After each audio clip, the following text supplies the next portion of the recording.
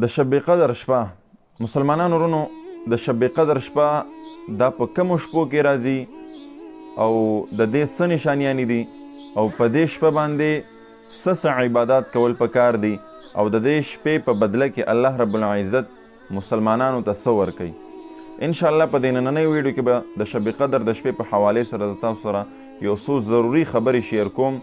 کوشش وکړئ دغه ویډیو مکمل وګورئ او د نورو مسلمانانو سره ضرور شیر کړئ. مسلمانانو ورونو د شب قدر د شپې چې څومره فضایل مونږ بیان کو دا به ډېره کمه وي، ځکه د دې شپې په باره کې الله رب العزت په قرآن مجید کې فرمایي لیلة القدر خیر من الف شهر.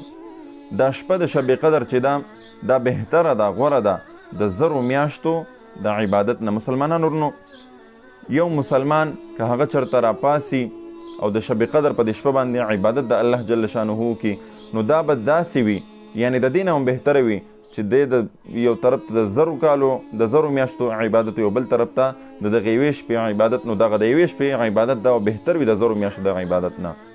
مسلمانانو ورونو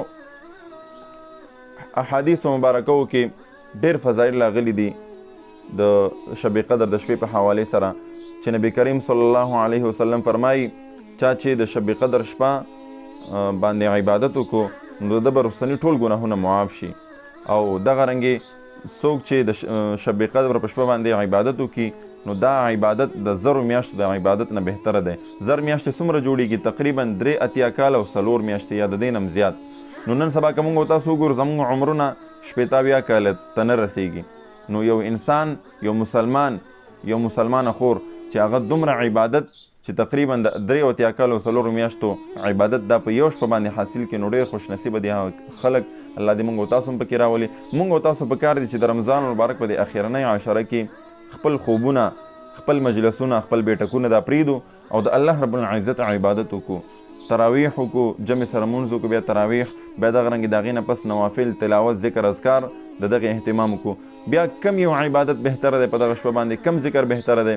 حضرت عائشہ رضی الله عنها د نبی کریم صلی الله علیه وسلم نه تپوس کې چې یا رسول الله که چېرته مونږ ته د شب قدر دا شپه نصیب شوه نو مونږ په دې باندې کم عبادت وکړو؟ نو نبی کریم صلی الله علیه وسلم ورته وفرمیل چې دا دعا ډېره وایه اللهم انک عفو کریم تحب العفو فاعف عنا یا فاعف عني. دا دعا ډېره وایه.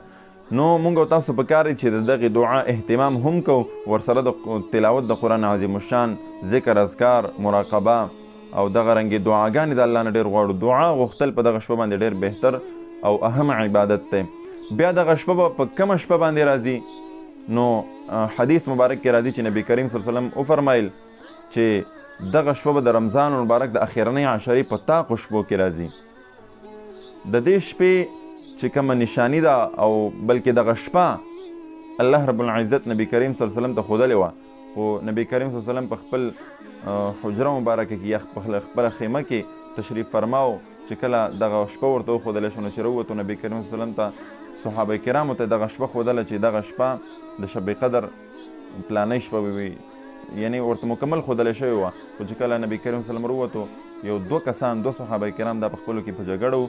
د هغې جګړې د وجې نه الله رب العزت د نبی کریم صلی الله علیه وسلم نه دغه شپه مبارکه چې ده دا هیره کړه. نو بیا نبی کریم صلی الله علیه وسلم وفرمایل چې په دغه هیرولو کې به د الله سره راز وي او په دې کې به زموږ خیر وي. نو لهذا نبی کریم صلی الله علیه وسلم غټې نشانیانې دغې شپې ښودلي دي. اول دا چې دغه شپه به په طاقو شپو کې وي د رمضان مبارک په اخرنۍ عشره کې. طاق شپې کمې یو دي 21 رمضان، 21مه روژه شپه چې کومه وي، دغه رنګې 23مه، بیا 25مه، بیا 28مه، 29مه تر دې چې د رمضان مبارک په اخرنۍ شپه باندې شب قدر دا کېدی شي. مونږ او تاسو پکار دی چې مونږ د رمضان مبارک د اخرنۍ عشره مکمل د الله رب العزت عبادت ته وقف کړو ټوله شپه. دا نه کوو چې مونږ طاق شپې ته راپاسو بیا دغه بله شپه باندې خپل خوبونه او خپل حجرې بیټکونو کې کینو. نه، مونږ او تاسو پکار دي چې دغه عشره ټوله عبادت دپاره وقف کړو. بیا دغه شپه به څنګه وي؟ د دې څه نشاني ده؟ نو حدیث کې راځي چې دغه شپه به بالکل روښانه وي، نه به ډېره یخه وي او نه به ډېره ګرمه وي.